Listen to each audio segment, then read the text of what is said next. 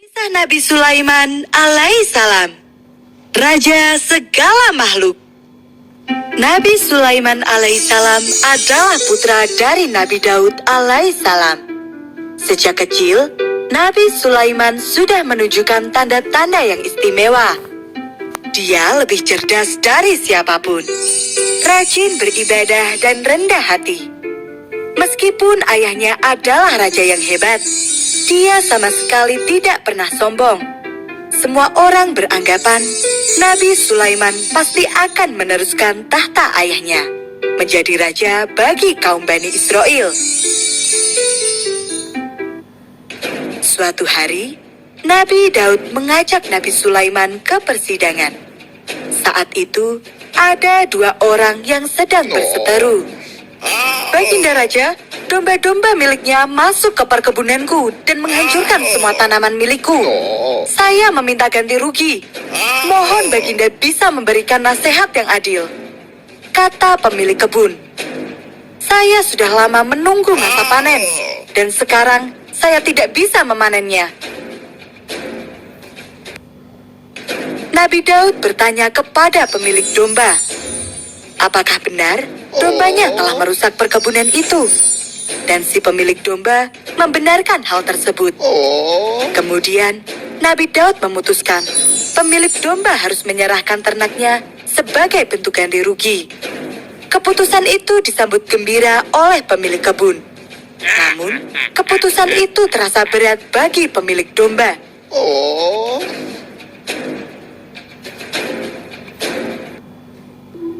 Nabi Sulaiman meminta izin kepada ayahnya untuk memberikan saran. Dia berkata, untuk sementara, pemilik domba harus menyerahkan dombanya kepada pemilik kebun. Domba itu bisa dimanfaatkan dan diambil hasilnya. Pemilik domba juga harus memperbaiki kebun yang rusak sampai kembali seperti semula. Setelah itu, semua harta tadi harus dikembalikan kepada pemiliknya masing-masing. Sifat-sifat kepemimpinan Nabi Sulaiman terus berkembang. Dan ketika Nabi Daud wafat, tahta kerajaan pun diwariskan kepadanya. Nabi Sulaiman memiliki kemampuan untuk mengolah besi, timah, dan tembaga. Kemudian mengembangkannya menjadi senjata dan alat pertahanan yang kuat. Kerajaan Nabi Sulaiman pun dikenal sebagai kerajaan yang hebat militernya dan makmur.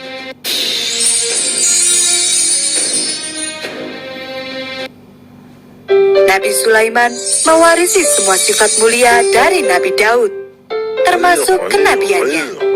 Benar, Allah Subhanahu wa Ta'ala mengangkat Nabi Sulaiman sebagai nabi dan rasul utusannya untuk meneruskan perjuangan sang ayah, membimbing Bani Israel agar terus beriman kepada Allah. Allah juga menundukkan semua makhluk lain seperti burung-burung, angin, hingga bangsa jin di bawah kuasa Nabi Sulaiman.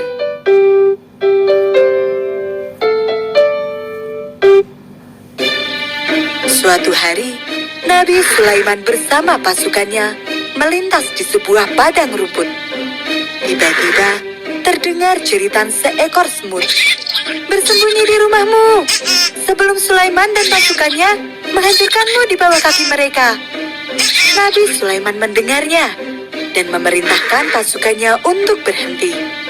Mereka menunggu hingga para semut itu berhasil menyelamatkan diri.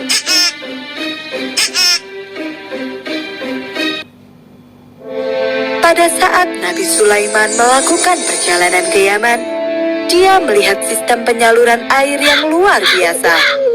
Dia ingin sekali membangun saluran-saluran air seperti itu di negerinya sendiri. Namun sayang, negerinya tidak memiliki sumber mata air yang cukup. Karena itulah, Nabi Sulaiman mengumpulkan semua burung dan memberikan tugas untuk mencari mata air.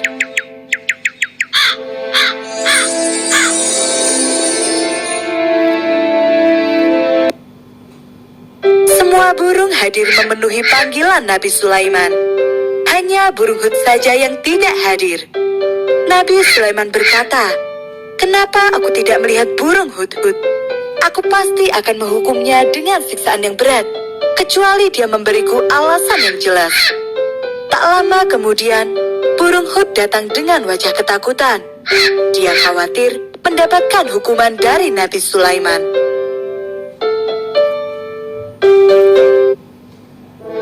Burung Hud membawa sebuah kabar penting. Kemudian dia bercerita bahwa dia melihat Ratu Bilqis dari kerajaan Sabah dan rakyatnya melakukan dosa besar. Mereka semua menyembah kepada matahari. Wahai matahari yang agung, limpahkan rahmat-Mu. Jadikan negeri ini lebih makmur dan lebih kuat. Kata Ratu Bilqis memimpin upacara. Doa itu pun diikuti oleh seluruh rakyatnya. Nabi Sulaiman tidak langsung percaya.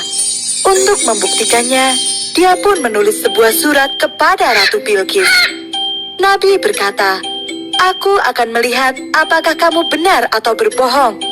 Ambillah suratku ini dan kirimkan kepada Ratu Bilqis. Setelah itu, kamu boleh pulang. Kita lihat jawaban apa yang akan mereka berikan." Burung Hud pun menerima surat itu dan mengantarkannya ke kerajaan Sabah. Ratu Bilqis menerima surat itu. Isinya adalah ajakan untuk tunduk kepada Nabi Sulaiman dan beriman kepada Allah Subhanahu wa Ta'ala. Ratu Bilqis tidak mau tunduk begitu saja. Dia ingin melihat seberapa besar kerajaan Nabi Sulaiman. Pergilah kalian menghadap Raja Sulaiman. Bawa hadiah yang mewah dan lihatlah apakah mereka sekuat yang diceritakan atau tidak, kata Ratu Bilqis.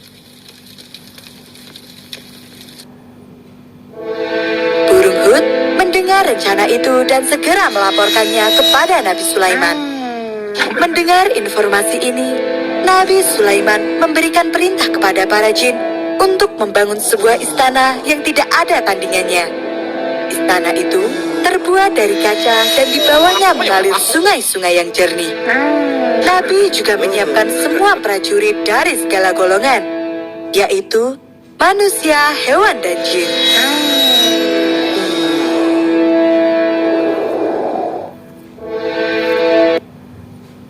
Para utusan Ratu Bilqis tercengang melihat kemegahan istana Nabi Sulaiman.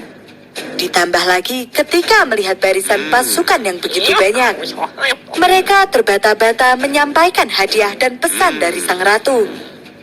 Namun, Nabi Sulaiman menolak semua hadiah itu sambil berkata, "Kembalilah kamu dengan semua hadiah ini kepada ratumu."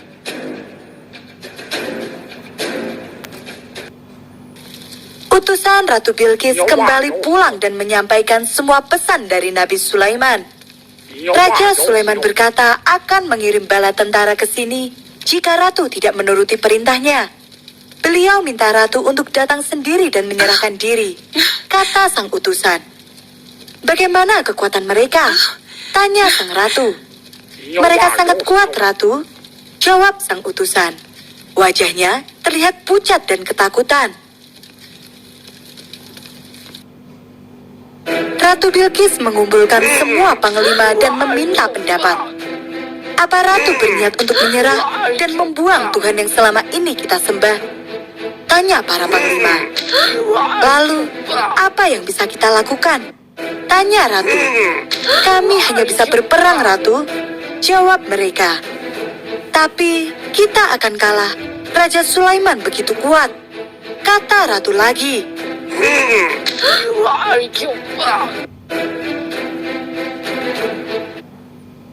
Ratu Bilqis pun memutuskan untuk pergi ke kerajaan Nabi Sulaiman. Dia akan datang sendiri dan melihat sekuat apa Nabi Sulaiman. Perjalanan yang sangat panjang pun ditempuh oleh Ratu Bilqis. Tanpa diketahui oleh sang ratu, burung Hud selalu mengawasi gerak-geriknya. Ketika sang ratu sudah dekat, burung Hud pun pergi menemui Nabi Sulaiman untuk melapor. Nabi Sulaiman bermaksud untuk menunjukkan mukjizat yang dimilikinya kepada sang ratu, agar dia dan semua rakyatnya tunduk. Nabi Sulaiman bertanya kepada burung Hud, apa yang paling dicintai oleh Ratu Bilqis? Dan burung Hud menjawab, singgasananya. Nabi Sulaiman kemudian bertanya kepada pasukannya, adakah yang sanggup membawa tahta itu?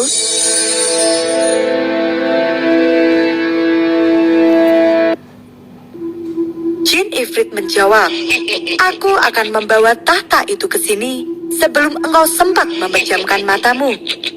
Dalam sekejap saja, tahta Ratu Bilqis yang berada di kerajaan Sabah sudah berpindah ke istana Nabi Sulaiman. Padahal jaraknya sangat jauh sekali. Nabi Sulaiman memanjatkan pujian kepada Allah Subhanahu wa Ta'ala atas semua mukjizat yang diberikan kepadanya. Rombongan Ratu Bilqis disambut dengan ramah, sama seperti para utusan terdahulu. Rombongan kali ini pun terkagum-kagum pada kemegahan istana Nabi Sulaiman. Apalagi ketika sang ratu melihat sebuah kursi yang mirip dengan singgasana miliknya. Nabi Sulaiman bertanya, apakah tahtamu seperti ini? Ratu Bilqis tidak bisa berkata apa-apa melihat segala keajaiban itu.